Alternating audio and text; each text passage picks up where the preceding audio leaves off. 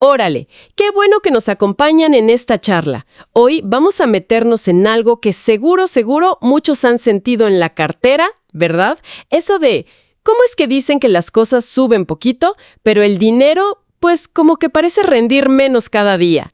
Hay que cuidar el chivo, ¿eh? Porque si no, ¡zas!, nos agarra desprevenidos. Así es una sensación muy común, la verdad. Pues el tema de hoy es justamente eso. La famosa inflación que anuncia el gobierno, y compararla con lo que de verdad cuestan las cosas cuando vamos al mandado. Ya saben, en el mercado, en la tiendita de la esquina o en el súper. ¿A poco no sienten que todo está más caro de lo que dicen las cifras oficiales? Esa es la sensación, ¿no?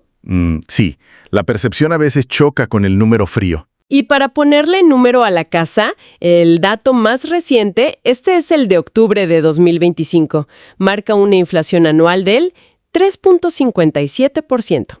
Ese es el numerito oficial.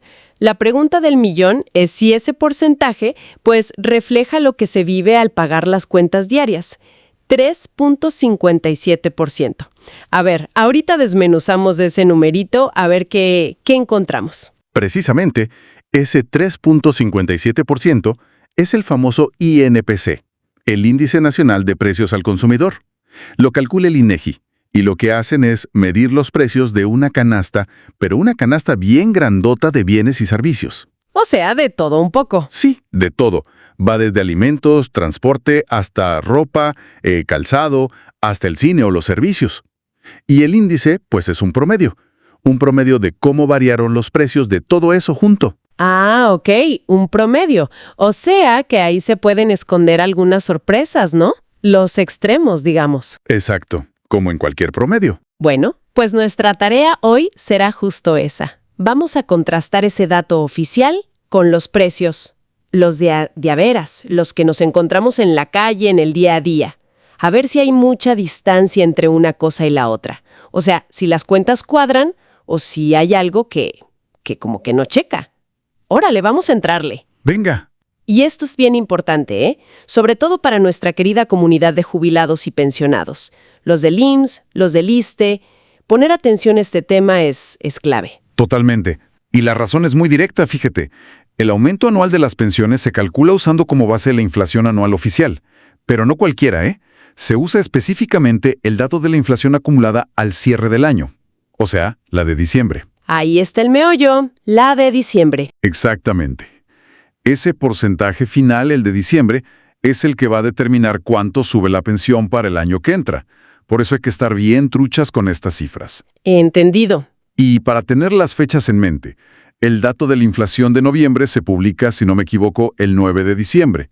Pero el dato bueno, el decisivo para las pensiones, que es el de diciembre, ese no lo conocemos sino hasta el 9 de enero. Del 2026, claro.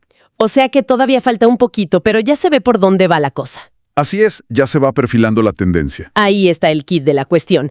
Por eso este 3.57% llama la atención. Suena bajito, ¿no? Moderado, digamos. Pero cuando uno compara con lo que gasta en el súper o en la tiendita, híjole, la percepción puede ser muy distinta. Aquí es donde a veces, como dicen, la puerca tuerce el rabo, ¿no? ¿Será que el promedio, disimula algunos aumentos más fuertes? Es una pregunta muy válida. Y de hecho, el mismo reporte del INEGI, el que da el 3.57%, también desglosa qué productos y servicios sí tuvieron incrementos, importantes. Vaya, muy por encima de ese promedio. Ajá. Es que la inflación no es pareja. Nunca lo es. Algunos rubros suben mucho más que otros. A ver, ¿y cuáles son esos que sí se fueron para arriba según el mismísimo informe oficial? Digo, para darnos una idea de dónde estuvo el trancazo. Pues mira, hubo algunos bastante notorios. Échale. Por ejemplo, la electricidad. Uf, esa duele. Sí, esa subió 17.65%. Ay, nanita, ¿17%? Ese sí que se siente directito en el recibo, ¿eh? Si uno se descuida tantito, hasta sin luz para ver la novela se queda. Definitivamente. Otro que subió fuerte fue el transporte aéreo, 11.29%. Ah, bueno, ese chance no nos pega tanto en el bolsillo diario a la mayoría, ¿verdad? Digo, ¿o quién de aquí se la vive en el avión? Que nos inviten. Jaja. Bueno, depende del gasto de cada quien. Pero sí, no es tan del diario. ¿Qué más? También reportan alzas en la cebolla, 7.84%. La cebolla. Los paquetes de servicios turísticos, 8.04%. Servicios profesionales, 6.09%. Y una categoría que llaman otras frutas, en general, subieron 4.43%. O sea, sí hubo cosas que subieron. Y subieron bien. Son ejemplos claros. Exacto. Esos son solo ejemplos puntuales de alzas considerables. El promedio general del 3.57% se obtiene porque, en teoría, ¿verdad? Mientras unos precios suben así, pues otros bajan o suben menos. Y en el cálculo general se compensan. Hay que entender que la canasta del INPC incluye cientos de artículos. Cientos. Claro. Caray. O sea que, para que el promedio de 3.57%, tuvo que haber cosas que bajaran de precio. Y bastante, ¿no? Para compensar esas subidas. Así es como funciona el promedio. Bueno, pues aquí viene la parte que a muchos yo creo les puede sonar curiosa o hasta increíble. ¿Qué fue lo que supuestamente bajó de precio según el reporte oficial? A ver si esto coincide con la experiencia del mandado. Pues según los datos oficiales, hubo varias bajas importantes en alimentos. A ver, prepárense para escuchar la lista de los descuentos, según el INEGI. El huevo. Reportan una baja de menos 2.23%. El huevo más barato. Suena interesante. ¿Será? Eso dice el índice. El pollo. Menos 1.32%. La papa. Agárrense. Menos 7.29%. 7% menos. Casi regalada la papa. Es una baja considerable, ¿sí? El tomate verde. Dicen que bajó. Menos 10.94%. ¡10%! También en aguacate tuvo una baja importante. A ver el aguacate, el famoso oro verde que a veces nos hace sudar frío, más barato. Reportan menos 10.52%. Como que cuesta trabajo creerlo, ¿no? Son datos promedio a nivel nacional, hay que recordar. Bueno, el jitomate, menos 3.41%. La naranja, menos 9.86%. Casi 10% menos la naranja. El chile serrano, menos 8.55%. Pa' que pique menos el bolsillo. El limón, menos 8.79%. Y los plátanos, menos 3.63%. Vaya lista. La verdad, con estas bajadas, uno pensaría que el dinero debería rendir muchísimo más. Esa es la información oficial. Y se basa, claro, en su metodología. Recolectan precios en ciertos establecimientos específicos, usan ciertas ponderaciones. Es importante conocerla, claro. Pero también es muy válido contrastarla con la realidad que cada quien vive en sus compras. Porque uno compra en lugares diferentes, ¿no? O tiene patrones de consumo distintos a los del promedio nacional. Justamente, a eso vamos, porque una cosa son los números en el papel, muy bonitos y todo, y otra es la realidad, al pie del cañón, como dicen. Así que nos dimos a la tarea, fíjense. Hicimos un recorrido, dejamos los informes y nos lanzamos directo a la fuente. La tiendita de la esquina, el mercadito local, el supermercado, a ver cómo andan los precios de a de veras. Una especie de investigación de campo. ¿Qué tal, eh? Y los precios que les vamos a compartir son calientitos, recientes, del 11 de noviembre. Claro, y es importante aclarar, los precios varían mucho. Depende de la zona, del tipo de tienda, hasta del día de la semana. Pero este ejercicio nos da un pulso, ¿no? Una fotografía del momento. Se visitaron negocios locales chiquitos y también un supermercado grande.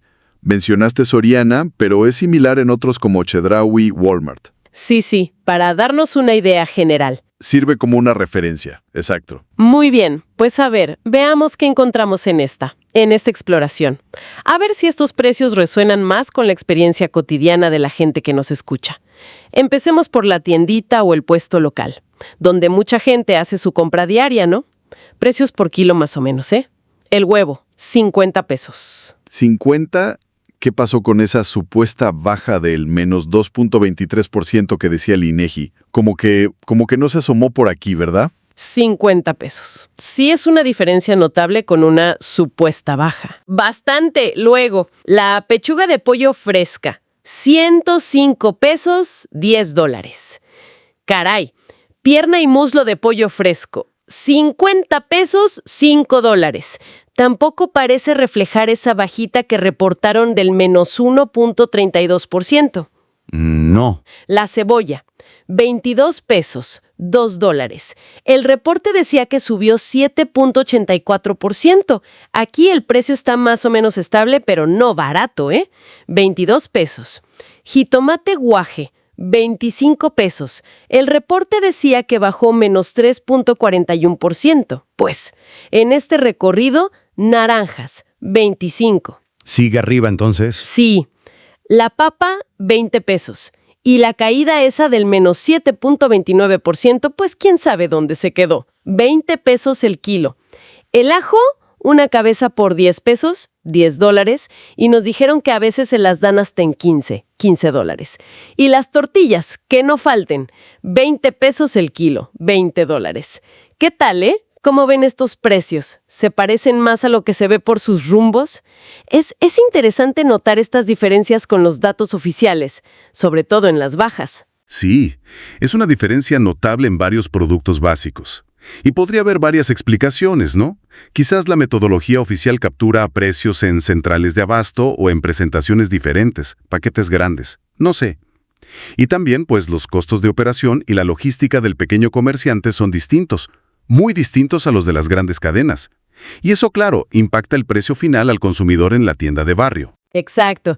No es lo mismo comprar por toneladas que comprar por kilos, ¿verdad? Tiene lógica. Ahora vámonos al supermercado.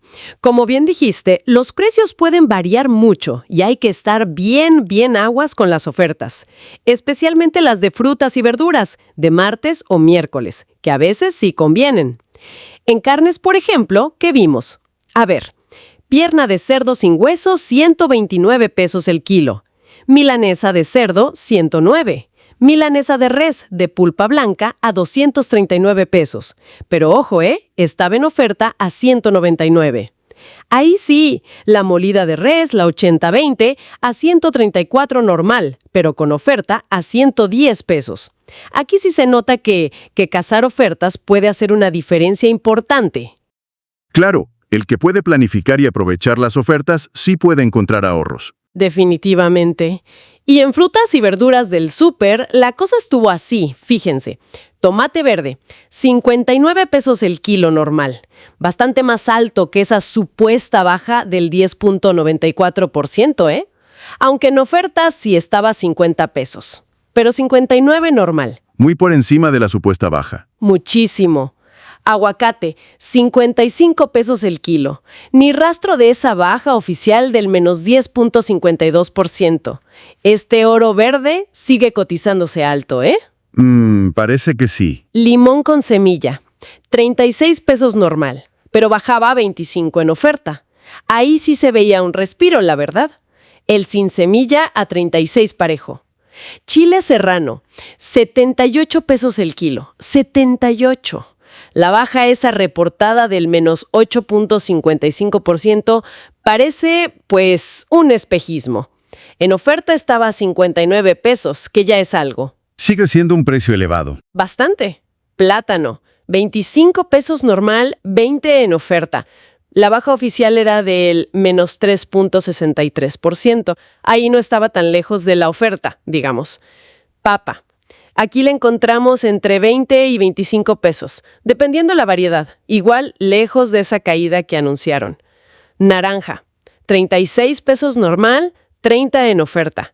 El reporte decía menos 9.86% de baja. Pues 30 pesos en oferta no suena a casi 10% menos, ¿o sí? No exactamente, no. Hubo buenas ofertas, eso sí, hay que decirlo. En sandía, 13 pesos, melón chino, 19 pesos, pera danjú, 30 pesos y manzana golden en bolsa, 40 pesos. Ahí sí se veía buen precio. Pero los precios normales de muchas frutas y verduras básicas, pues no reflejaban esas bajas tan pronunciadas del reporte oficial. Y en otros básicos, tortillas de máquina a 14 pesos. Mira, más baratas que en la tortillería de la esquina. Y el bolillo a 2 pesos la pieza. Ahí sí. No más de ver tanto número y tanto precio como que da sed, ¿no? O se quitan las ganas de comer fruta con esos sustos. Jaja. Bueno, Lo que este comparativo sugiere, creo, es que la experiencia de compra de cada persona puede variar muchísimo respecto al índice general. Las ofertas juegan un papel importante, sí, para quien pueda aprovecharlas, pero los precios regulares de muchos básicos parecen resistirse a bajar, o incluso suben, ¿no? Contradiciendo un poco la tendencia que marcan algunos componentes del índice oficial. Ahí está el detalle, justo eso. Después de este recorrido, pues la reflexión es inevitable. ¿Cómo andan los precios por sus colonias? ¿Se ven más caros, más baratos que estos ejemplos que dimos? ¿Cuál es el producto que más cala al momento de pagar? El que más duele en el codo, como dicen. Es notoria la diferencia, ¿verdad?, entre ese 3.57% oficial y el gasto real en el mandado semanal o quincenal. Se nota mucho. ¿Hay algún otro producto clave, importante para el gasto diario, cuyo precio sería interesante rastrear? Sería bueno conocer esas perspectivas. Y hay que añadir un factor, la estacionalidad. Sabemos que ya acercándose diciembre, vienen las fiestas, circula el aguinaldo y la demanda de muchos productos aumenta. Y por lo tanto, los precios tienden a subir. Es un patrón bastante conocido. Claro, la cuesta de enero empieza en diciembre a veces. Ajá, algo así. Y eso podría sumar presión a la inflación que ya se siente en el bolsillo, en las próximas semanas. Hay que estar ojo avisor. Así es, hay que estar atentos. Por eso, si este tipo de análisis les resulta útil, si les late la idea, podríamos seguirle la pista a los precios, de aquí a fin de año. Para ver cómo cierra realmente el año en nuestros gastos, veremos qué pasa con esos precios decembrinos. ¿Les seguimos la pista? ¿Qué dicen? Sería interesante ver la evolución. Pues anímense. Échenle galleta, dejen sus comentarios aquí abajo, queremos leerlos. ¿Qué opinan de estos precios? ¿Han encontrado alguna ganga últimamente o puro susto en el súper y en la tienda? ¿Qué es lo que más les ha subido a ustedes? Compartan sus experiencias, de verdad queremos leer que se vive en distintos lugares del país. Es valioso conocer esas otras realidades. Claro, y ya que andan por aquí, si esta revisión de precios, este análisis, les pareció interesante o útil, no sean gachos, no se vayan sin dejar huella. Suscríbanse al canal si todavía no lo han hecho, es gratis, regálenos una manita arriba o un like que no les cuesta nada y nos ayuda un montón a seguir haciendo esto. Y si creen que a alguien más le puede servir o interesar, compártanlo con sus amistades, familiares, vecinos, con la comadre, con quien le pueda sacar provecho. Que la información circule. Eso. Les mandamos un saludo muy afectuoso. Muchas bendiciones y felicidades adelantadas a quienes están por recibir su aguinaldo. ¡Qué suertudos! Úsenlo sabiamente. O ya de perdiz inviten algo. Jaja, con moderación. Bueno, ya estuvo bueno de hablar de precios. Ahora pongan atención al siguiente comunicado. Ha implicado resultados. Y vamos a dar más resultados todavía, porque nosotros no vamos a traicionar a nuestro pueblo, nunca.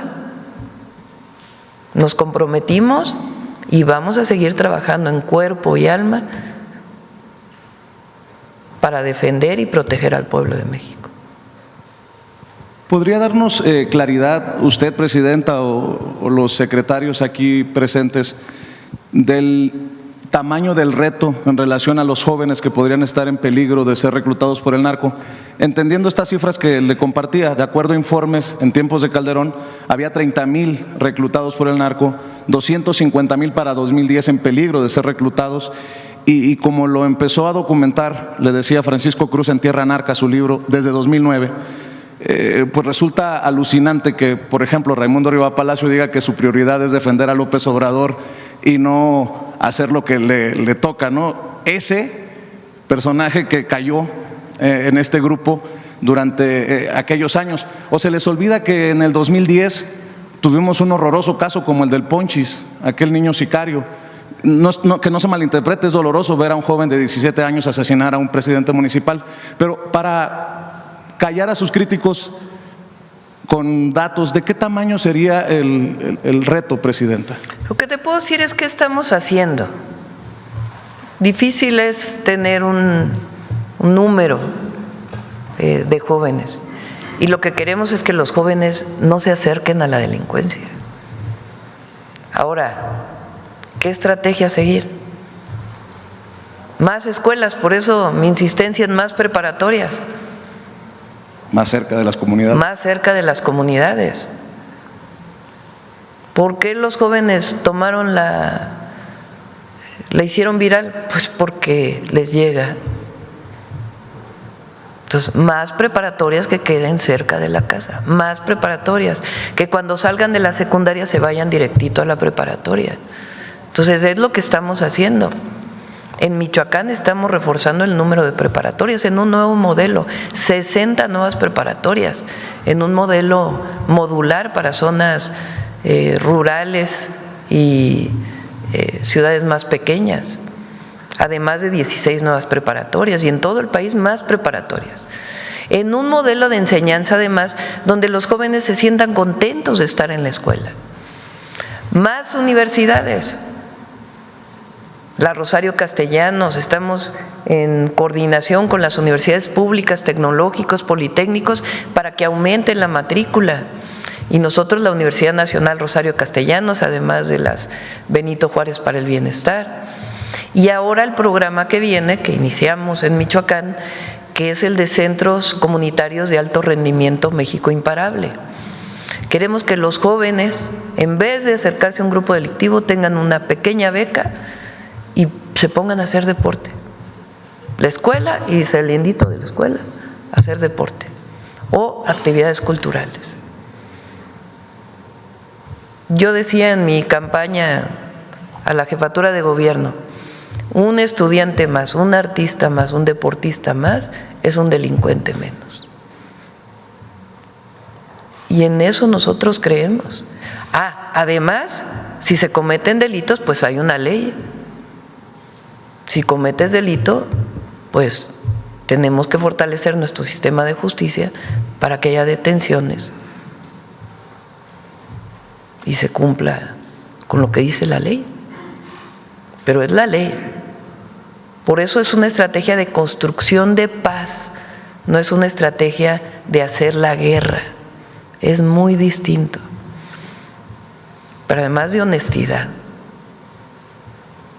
en todo lo que desarrollamos. Entonces, sí son dos proyectos de nación. Sí son dos proyectos de nación. Uno, que piensa que el pobre es pobre porque no trabaja.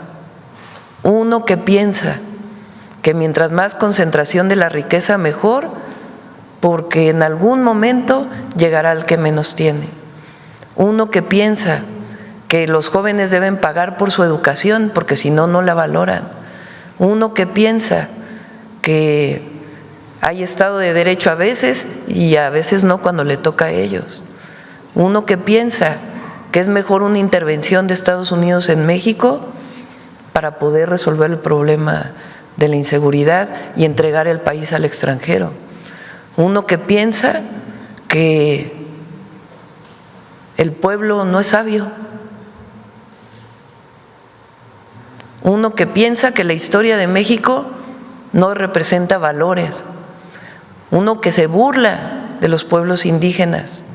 Ese es un proyecto de nación, que por cierto hoy le llaman ultraderecha. Y otro proyecto que es humanista, que somos nosotros, que se define como humanista, que creemos en el derecho a la educación, en el derecho a la salud, en el derecho a la cultura, que creemos en las jóvenes y los jóvenes mexicanos, que creemos en las niñas y los niños, que creemos en nuestro pueblo, que creemos en los pueblos indígenas, que amamos nuestra historia, que creemos que la independencia, la reforma, la revolución y la transformación que estamos llevando a cabo es para el pueblo y ha sido por el pueblo, que creemos en un país fuerte, independiente y soberano. Esa es la diferencia. Y que creemos en que los privilegios y la corrupción no llevan a ningún lado. Es un modelo esencialmente humanista frente a un modelo clasista, frente a un modelo de discriminación. Esos son los dos modelos. Ahora está dando resultados. Nos duelen homicidios que hay como el de Carlos Manzo, claro que duelen. Y claro que en el gabinete decimos por qué pasó, qué es lo que está pasando, que se haga la investigación y que haya justicia. ¿Cómo reforzamos la estrategia? Pero regresar a la guerra contra el narco o a poner a García Luna al frente de la Secretaría de Seguridad, eso nunca más. Eso ya lo vivió el pueblo de México con mucho dolor. Esa es la diferencia. Por eso hay que pensar muy bien lo que vive México hoy hacia adelante y el fortalecimiento de nuestra patria y nuestro pueblo por encima de todo y su protección en todos sentidos.